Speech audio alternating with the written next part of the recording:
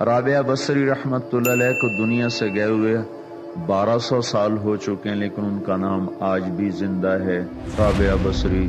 رابعہ بصری نہ کوئی شہزادی تھی، نہ کوئی ملکہ تھی، نہ کوئی وہ خوبصورت تھی، نہ کوئی خاندانی تھی، بلکہ عورت ہونے کے لحاظ سے ہر عیب اس میں تھا۔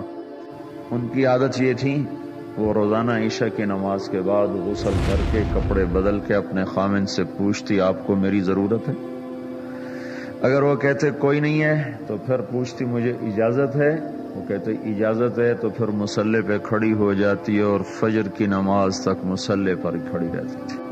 ان کا خامن جلدی فوت ہو گیا، جوانی میں ہی بیوہ ہو گئی، تو حسن بصری بصرہ کے امام، کیا سارے مسلمانوں کے امام تھے، وہ خود آئے، خود چل کے آئے کہ میں آپ سے شادی کرنا چاہتا ہوں۔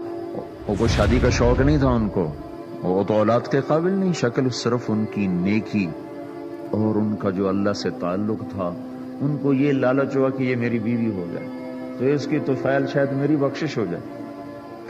تو ان کے پاس آئے، کہنے لگے رابعہ میں آپ سے شادی کرنا چاہتا ہوں، خود پیغام لے کر آئے۔ تو انہوں نے فرمایا میری 4 باتوں کا جواب دے دو تو میں شادی کر لیتا۔ کہنے لگے کیا؟ کہ یہ بتاؤ میں جنتی ہوں کہ دوزخی ہوں؟ کہنے لگے یہ تو میں کچھ نہیں کہہ سکتا۔ اچھا یہ بتاؤ جب اللہ تعالیٰ قیامت میں اعمال نامے اڑائے گا، کسی کے سیدھے ہاتھ میں آئے گا، کسی کو الٹے ہاتھ میں آئے گا، میرے سیدھے ہاتھ میں آئے گا کہ الٹے ہاتھ میں آئے گا؟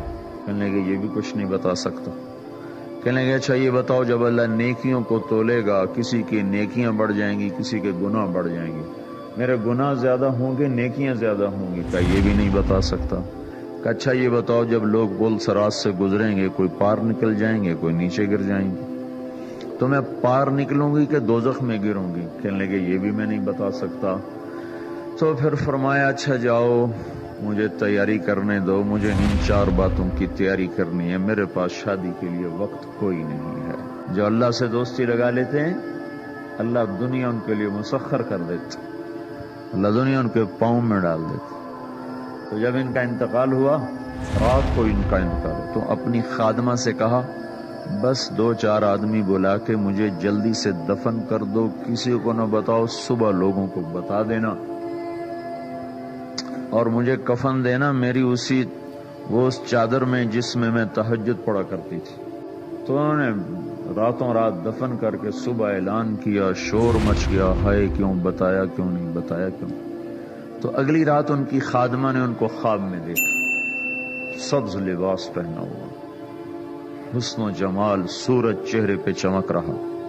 پوچھا آپ کے ساتھ کیا ہوا؟ کہا میرے اللہ نے میرے ساتھ بہت عمدہ معاملہ کیا۔ کہا آپ کی وہ چادر کہاں گئی جس میں آپ کو کفن دیا تھا؟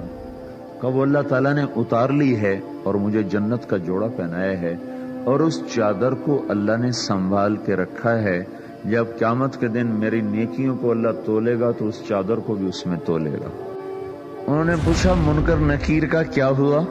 کہا وہ آئے تھے تو انہوں نے مجھ سے کہا من ربکی، تیرا رب کون ہے، تیرا رب کون ہے؟ تو میں نے منکر نکیر سے کہا جس اللہ کو 40 سال نہیں بھلایا اس کو 4 ہاتھ زمین کے نیچے آ کر میں بھول جاؤں گی؟ کہ جس رب کو 40 سال میں نہ بھلا سکی اس کو 4 ہاتھ زمین کے نیچے آ کر میں بھول جاؤں گی؟ تو منکر نکیر نے کہا اس کا آگے کیا حساب لینا، چلو بھائی واپس چلو۔